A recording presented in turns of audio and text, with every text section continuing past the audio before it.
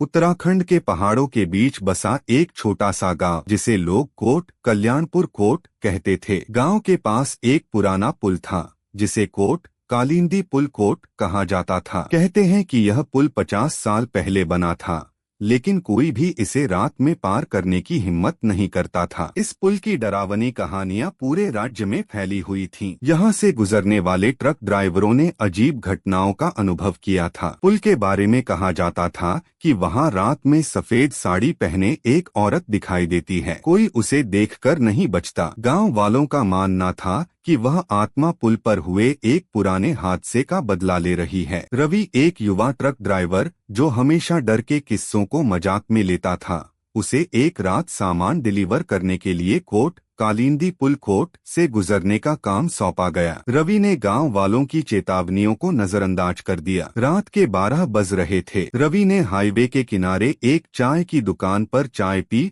और अपनी यात्रा जारी रखी। जैसे ही वह पुल के करीब पहुंचा, सड़क पर अजीब सा सन्नाटा छा गया। चिड़ियों की आवाजें बंद हो चुकी थीं और हवा के झोंके ठंडे हो गए थे। जैसे ही रवि ने पुल पर कदम रखा, ट्रक का इंजन अचानक बंद हो गया। उसने कई बार कोशिश की, लेकिन ट्रक स्टार्ट नहीं हुआ। तभी उसने पीछे से किसी के कदमों की आवाज सुनी। रवि ने पीछे मुड़कर देखा तो एक बूढ़ा आदमी वहां खड़ा था। वह कांपती आवाज में बोला, कोट बेटा, इस पुल पर रुकना नहीं चाहिए। यहाँ से जितनी जल्दी हो सके निकल जाओ। रवि हंसा और कहा, कोट बाबा, आप भी इन कहानियों पर यकीन करते हो? मैं यहाँ रुका नहीं हूँ, बस ट्रक खराब हो गया है। बाबा ने कहा, कोट, ये आत्मा खेल खेलती है, इसे मजाक मत समझो। अगर जल्दी नहीं गए तो तुम्हारा भी अंत वही होगा जो दूसरों का हुआ।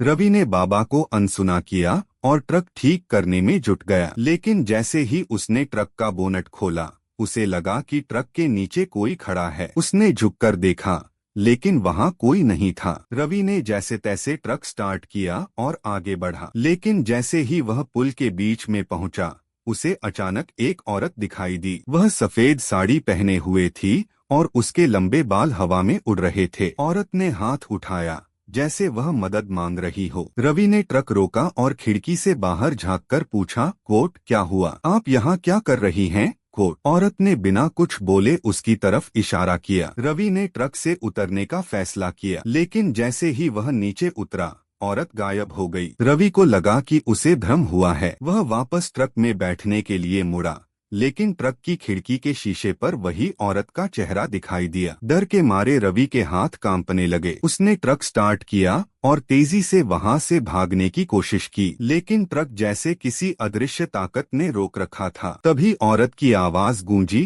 कोट, तुम इस पुल को पार नहीं कर सकते। रवि ने खिड़की से बाहर झांका तो देखा कि औरत अब सड़क के बीचों बीच खड़ी थी। उसके चेहरे पर भयानक हंसी थी। रवि ने ट्रक का एक्सेलरेटर दबाया, लेकिन ट्रक आगे नहीं बढ़ा। औरत धीरे धीरे ट्रक की तरफ बढ़ने लगी। रवि को लगा कि उसका अंत करीब है। उसने आंखें बंद कर लीं और जोर से चिल्लाया, कोट, मुझे छोड़ दो कोट। तभी एक तेज रोशनी हुई और सब कुछ शांत हो गया। रवि ने आंखें खोली तो वह एक बूढ़े साधु को अपने सामने खड़ा पाया। साधु ने कहा, कोट, डरो मत बेटा, मैं यहाँ तुम्हारी मदद करने आया हूँ। साधु ने उसे बताया कि यह आत्मा एक औरत की है जिसका नाम सुमित्रा था। सालों पहले जब इस पुल का निर्माण हो रहा था, तब सुमित्रा यहाँ से गुजर रही थी। एक ट्रक ड्राइवर ने उसे टक्कर मारी और उसकी लाश को पुल के नीचे फेंक दिया। तब से उसकी आत्मा इस पुल पर भटक रही है और हर उस व्यक्ति से बदला लेती है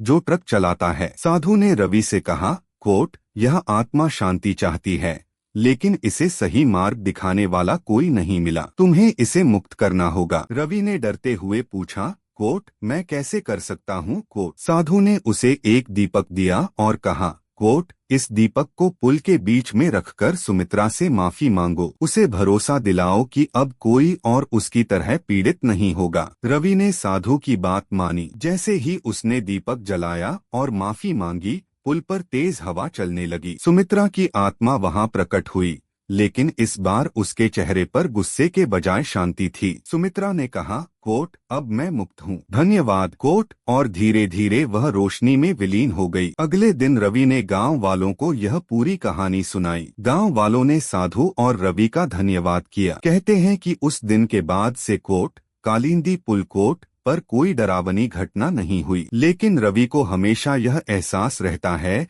कि उसने एक आत्मा को शांति दी और एक बड़ी जिम्मेदारी निभाई। यह कहानी हमें सिखाती है कि हमें दूसरों के दर्द को समझना चाहिए और उनकी मदद करनी चाहिए, भले ही वे इस दुनिया में न हो।